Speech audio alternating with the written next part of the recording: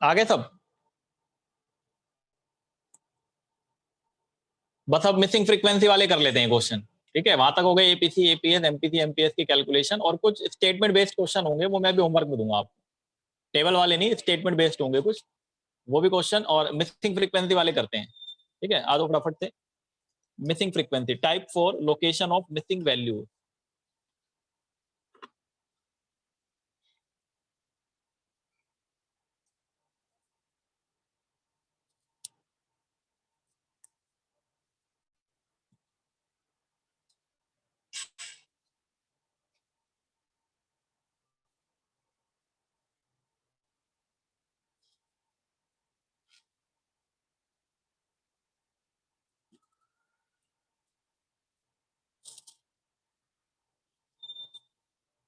देखो टाइप 4 नए पेज पे लिख लेते हैं।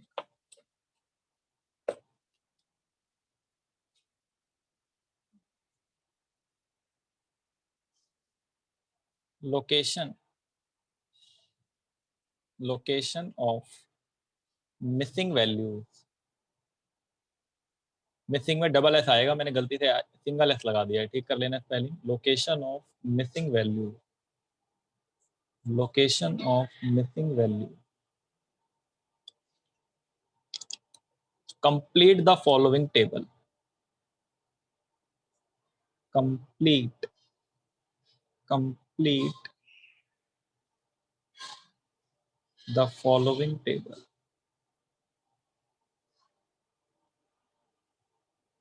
Complete the following table.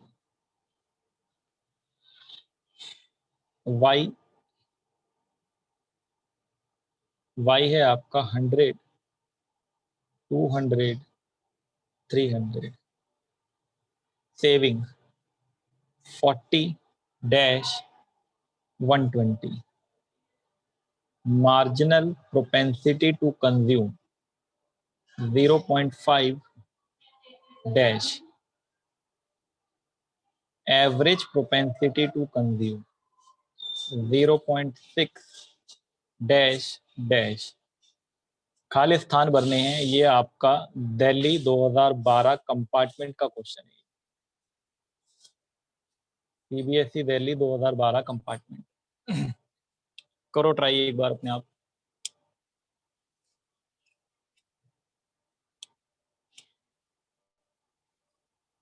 तो इसमें एक अलग से भी बनानी पड़ेगी टेबल? हाँ बनानी पड़ सकती है, मैंने जगह नहीं छोड़ी आगे, लेकिन अलग से कॉलम बनाने पड़ सकते हैं, है इतनी जगह वैसे। अगर बनाने की जरूरत लगे तो बना लेना, ना लगे तो मत बनाना। अलग से भी कॉलम बनाने पड़ते हैं, हमने करे थे ना 11th क्लास में, कॉस्ट वाले न्यूमेरिकल याद है, उसमें भी करे थे हमने, रेवेन्यू में भी करे थे बहुत सारे ऐसे क्वेश्चन खाली स्थान भरने वाले। तो अलग से भी कॉलम बनाने पड़ सकते हैं। जैसे कि एपीसी और एमपीसी के लिए हमें कंजम्पशन की जरूरत पड़ती है, तो आप एक कंजम्पशन का कॉलम बना ही लो। ये लो, कंजम्पशन की जरूरत पड़ेगी हमें। तो y माइनस एस, 100 में से 40 माइनस करोगे तो ये 60 आ जाएगा। ठीक है, फिर 300 में से 120 माइनस करोगे तो ये कंजम्पशन कितना आ जाएगा आपका। मैंने कुछ गड़बड़ी कर दी है, 1 मिनट रुकना। 100 के बाद 200 है ना, 200 के बाद ये 250 है, 1 सेकंड करेक्शन कर लो। ये 250 है, इसको ठीक कर लो। 300 नहीं है वो, 250 है वो। 250 है और बाकी सब ठीक लिखा है। तो 250 में से 120 माइनस करोगे तो कितना बचेगा। 8 5 13 130। 130। तो जितनी चीजें हो सकती हैं पहले उतना कर लेते हैं हम। ठीक, अब इस 130 को इस 250 से डिवाइड करोगे तो ये वाली वैल्यू आ जाएगी। निकालो ये कितनी आई।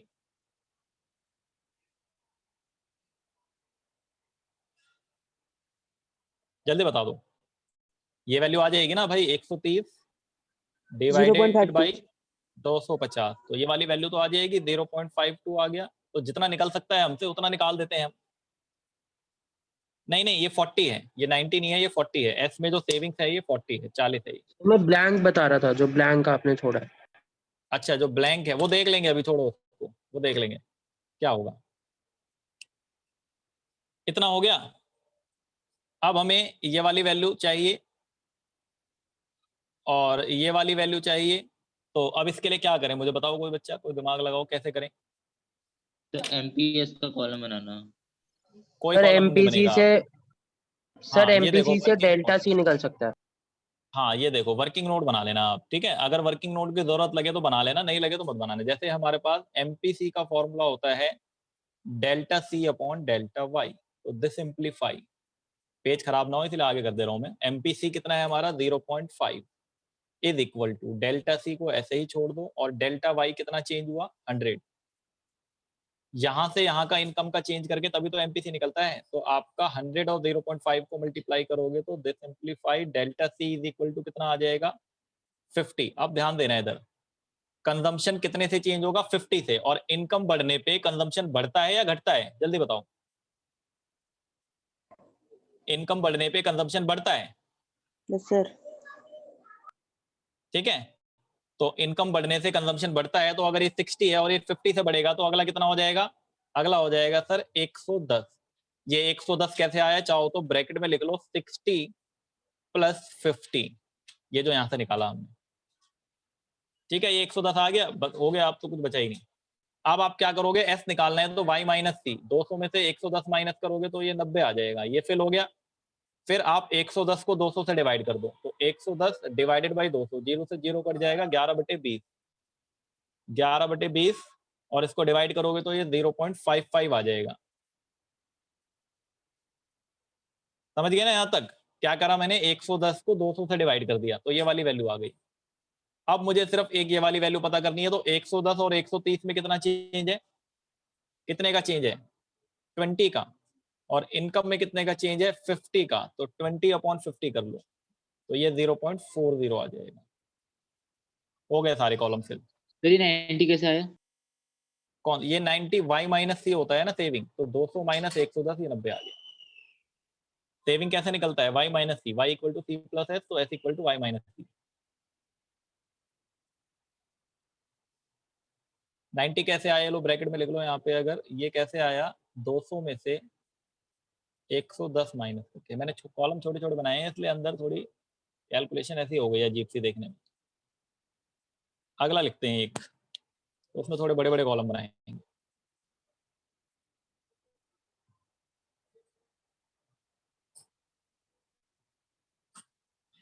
देखो नेक्स्ट लिखते हैं, ये हो गया होगा सबका, complete the following table.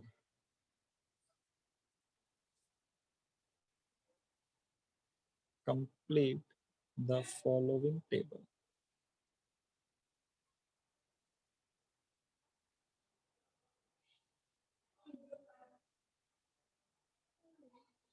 Complete the following table.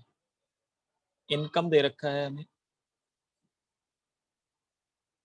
200, 400 dash. यहाँ ना अपना दिमाग मत लगा लेना कि सर 200 के बाद 400, तो 400 के बाद 600, ठीक है। 100 होता 100, 200 तो अगला 300, ऐसे नहीं होता। मैंने बताया है पहले भी 11th क्लास में। Consumption 120, 220, 250। APS 0.40 dash 0.50। MPS, MPS dash dash. आपने एक बात नहीं पूछी पूरे मुझसे, यहाँ पे देखो, यहाँ कोई डैश नहीं था, फिल इन द ब्लैंक नहीं था, क्योंकि ये होता ही डैश है पहले। समझ गया ना, इसको छोड़ देना है, कुछ मत करना। अगर मैं यहाँ डैश लगा देता, आप सोचते कि ये भी फिल इन द ब्लैंक दे, इसको भी भर देते गलती से। ये थोड़ी भरता है कभी, एमपीसी तो हमेशा सामने कुछ होता ही नहीं है वैल्यू। ऐसे ही यहाँ पर ये है, ये डैश मतलब ये फिल इन द ब्लैंक है, इनको भरना है, ये तो कुछ नहीं होगा, यहाँ पे कोई वैल्यू नहीं होगी। जल्दी से भर दो इसे, वैल्यू बता दो भर के।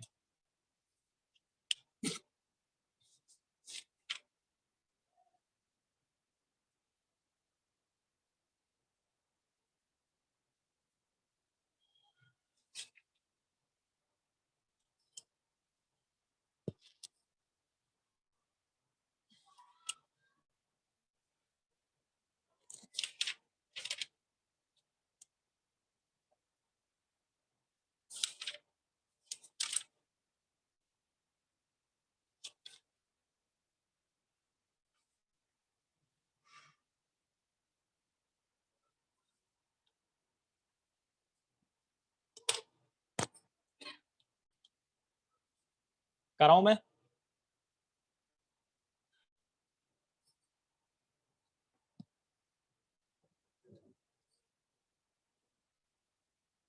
हाँ वो देख लो आप लोग, अगर कोई कॉलम बनाना पड़े तो बना लो। ये लो सेविंग का कॉलम बनेगा, कुछ बच्चे कह रहे हैं बना देते हैं सेविंग का कॉलम। तो सेविंग का कॉलम बना देते हैं। S इज इक्वल टू होता है y माइनस सी। तो 200 में से 120 माइनस करोगे तो ये 80 आ जाएगा। 400 में से 220 माइनस करोगे तो ये 180 आ जाएगा। और ये वाली वैल्यू तो हमें पता नहीं अभी। तो अब आपको ये वाली वैल्यू तो पहले से गिवन है। 180 को डिवाइड कर दो 400 से। 180 400 से कर दो जल्दी। कितना आ रहा है? 180 डिवाइडेड बाई 400। यहाँ लिख दो ना, 180 डिवाइडेड बाई 400। 0 से 0 कट जाएगा। सर 0.45। 9/20 बचेगा तो 0.45। 0.45। फिर इसके बाद डेल्टा एस जितना निकलता है कितना 100, और 200 और 400 का डिफरेंस कितना है? 200। तो आपका ये 100 डिवाइडेड बाई 200। 0 से 0 कट जाएगा। 10/20। 10/20 का मतलब 1/2, और 1/2 का मतलब 0.50। ठीक है यहाँ पे।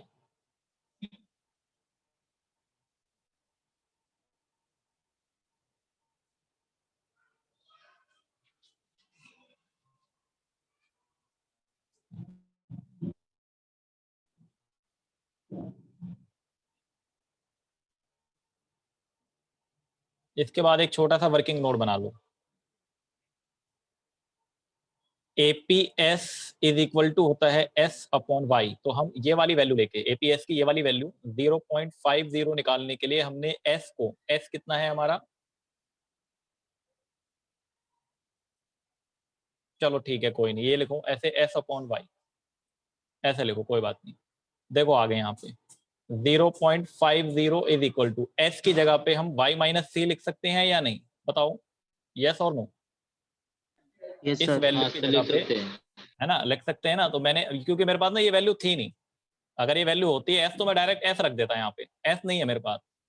तो फिर अब हमें क्या करना, हमें यहाँ y माइनस सी कर दिया। अब ये सिंगल वेरिएबल में कन्वर्ट हो गया, c है हमारे पास। तो यहाँ पे simplify 0.50 is equal to y को y छोड़ दो और c है 250, और नीचे डिवाइड में y। तो ये सिंगल वेरिएबल में कन्वर्ट हो गया। इस y को इसके साथ मल्टीप्लाई कर लो, तो ये 0.50 into Y is equal to y minus 250।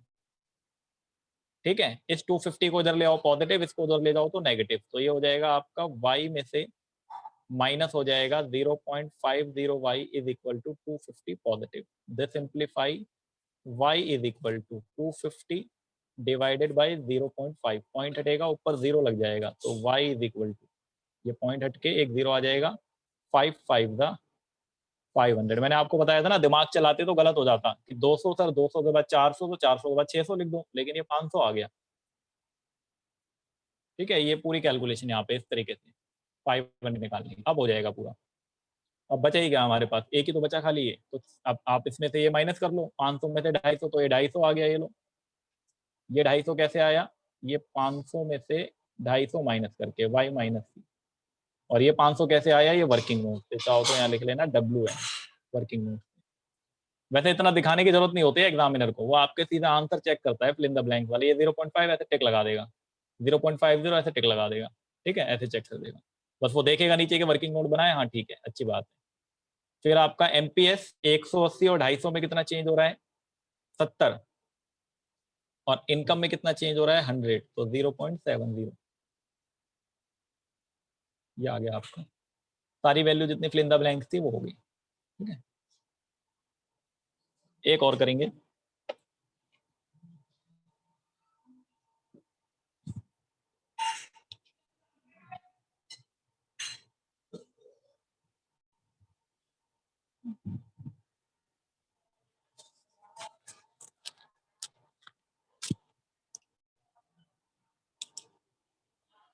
ऊपर मतलब ऐसे ये पूरा दिख रहा है अब तो, कुछ भी नहीं छूटा। ये पूरा क्वेश्चन सॉल्यूशन पूरा दिख रहा है।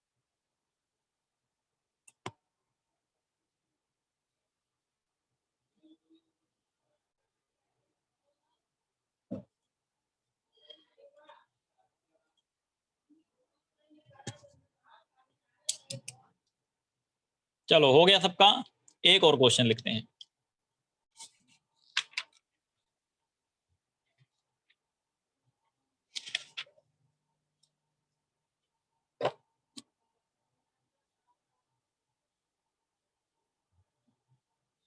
Complete the following table. Complete the following table. Complete the following table.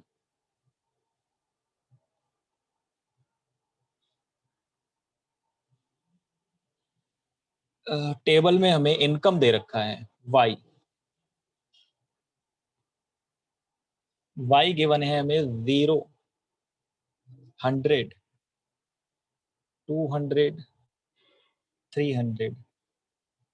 y के बाद हमें MPC, marginal propensity to consume, ये है आपका, ये फिल इन द ब्लैंक नहीं है, ये डैश ही होता है पहले, ठीक है, 0.6, फिर ये 0.6, ये भी आपका 0.6। MPC की वैल्यू 0.6, 0.6, 0.6। सेविंग आपका दिया हुआ है -90 डैश डैश डैश। इसके बाद आपका एवरेज प्रोपेंसिटी टू सेव निकालना है, डैश डैश डैश डैश, ये करना है।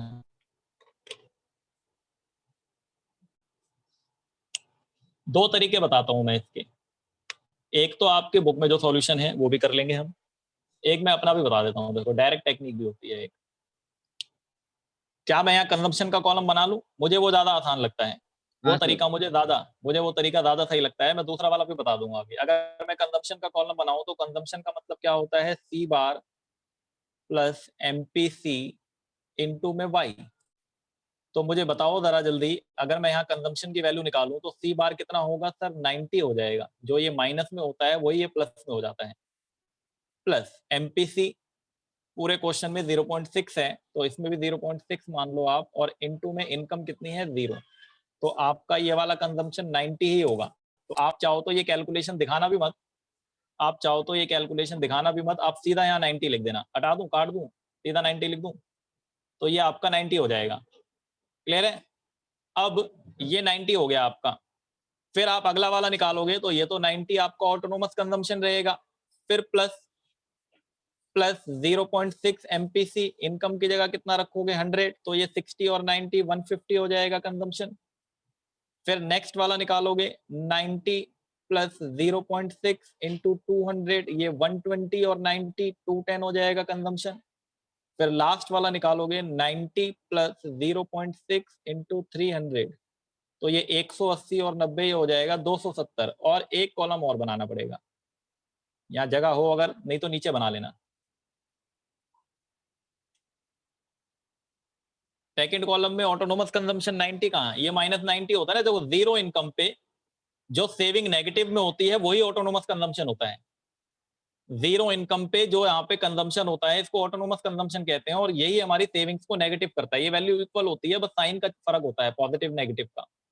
तो ये पॉजिटिव कंजम्पशन जो होता है जीरो इनकम पे, ये हमारी पास्ट सेविंग से होता है। तो ये -90 हमें गिवन था क्वेश्चन।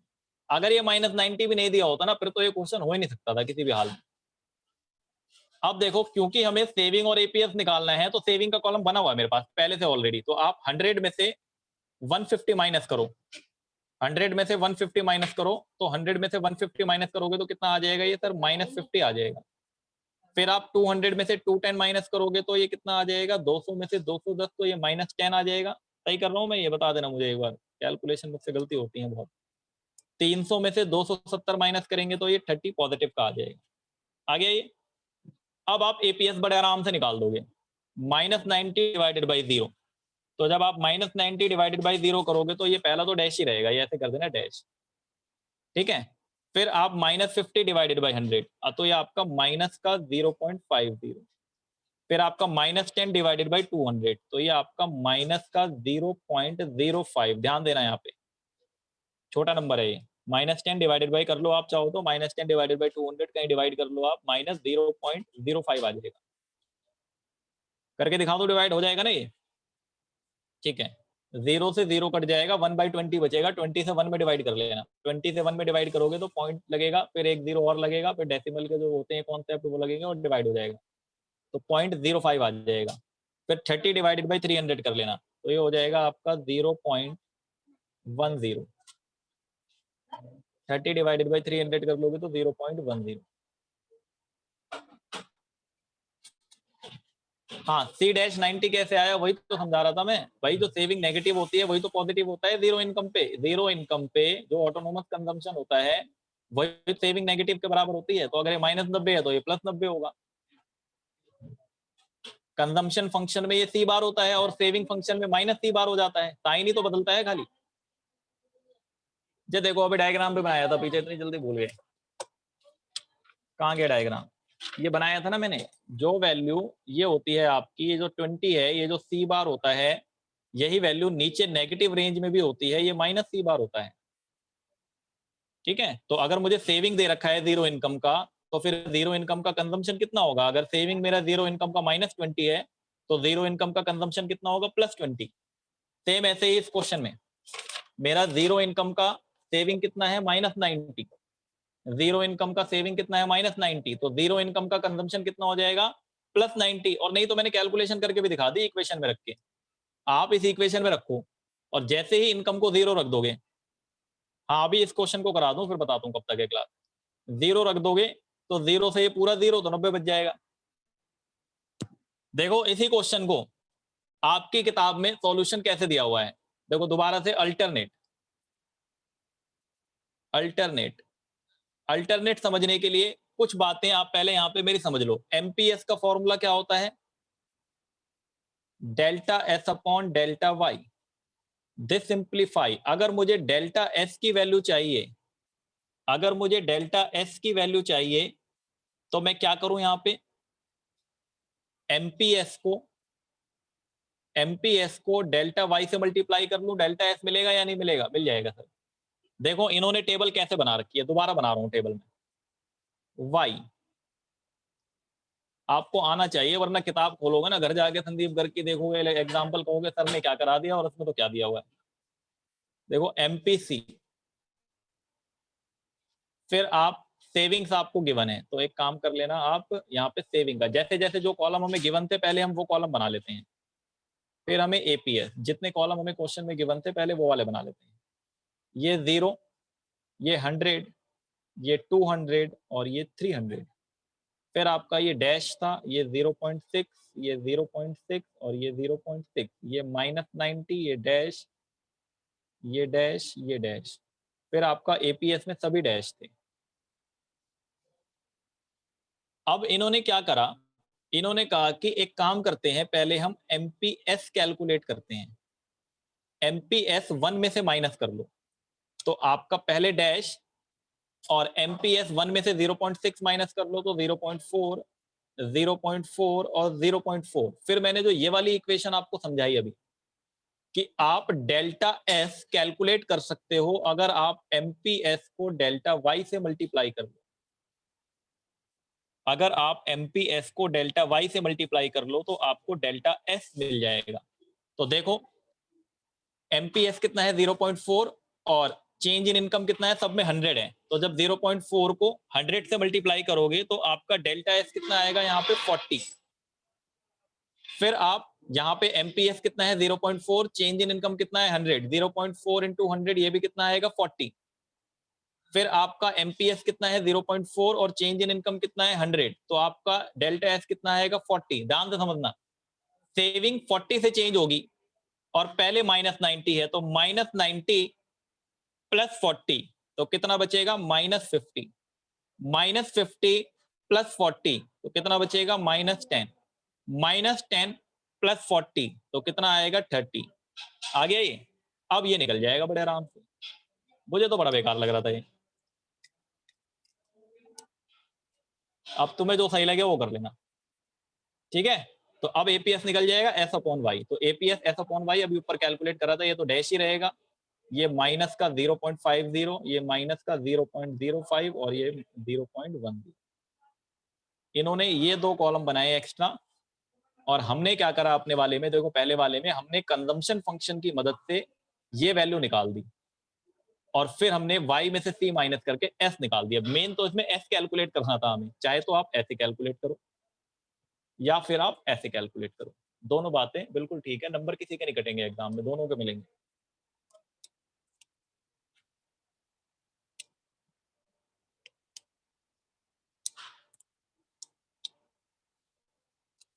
एक मिनट अभी जाना मत कोई भी।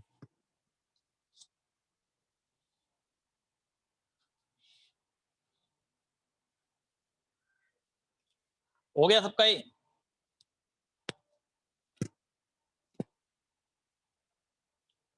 ठीक है, देखो ये किताब आप लोगों के पास होगी पीडीएफ फॉर्म में, और जिनको मैंने वैसे दे दी थी हार्ड बुक, उनके पास हार्ड बुक भी होगी ऐसी जैसे मेरे पास है, नहीं तो पीडीएफ वाली तो सबके पास होगी।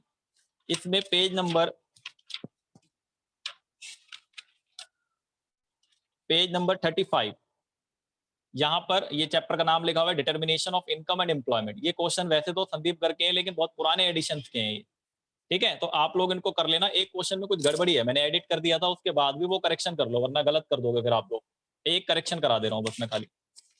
जिनके पास नई किताब हो ना संदीप गर्ग की, वो उनसे भी कर सकते हैं, पीछे से कुछ नए क्वेश्चन भी ऐड हुए होंगे, कुछ क्या बहुत सारे हो गए होंगे नए क्वेश्चन ऐड, क्योंकि ये मैंने बहुत पहले का टाइप कराया हुआ है। अच्छा कहाँ गया वो क्वेश्चन जिसमें मुझे करेक्शन करानी है, एक मिनट। हाँ, ये आप क्वेश्चन नंबर 1 से आप बैक टू बैक ये सारे क्वेश्चन कर लेना आप, क्योंकि इसमें टाइप वाइज नहीं है। इसमें आपका जो ये वाला क्वेश्चन है, ये यहाँ पे मार्जिनल प्रोपेंसिटी टू सेव लिखा हुआ है, नहीं अलग से कोई बुक नहीं है न्यूमेरिकल की, उसकी इसी में होते हैं बुक के पीछे,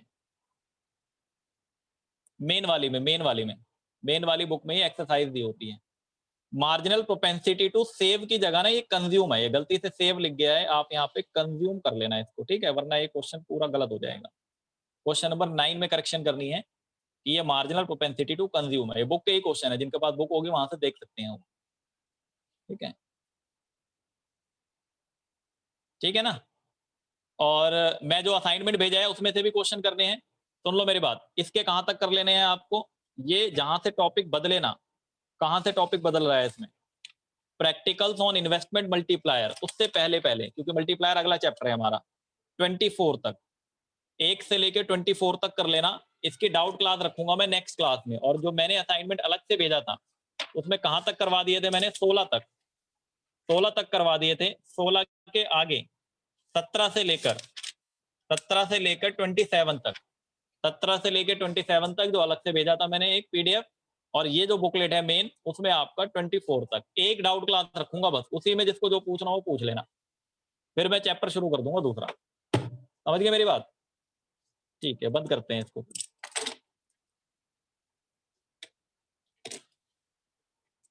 क्वेश्चन 17 से 24 या 25 तक है वो लास्ट तक, जो मैंने अलग से भेजा है पीडीएफ, स्कैनर से स्कैन करके भेजा है वो, और ये अलग है, ये न्यूमेरिकल की बुकलेट है, ये भी मैं दोबारा सेंड कर देता हूँ अगर ना हो किसी के पास।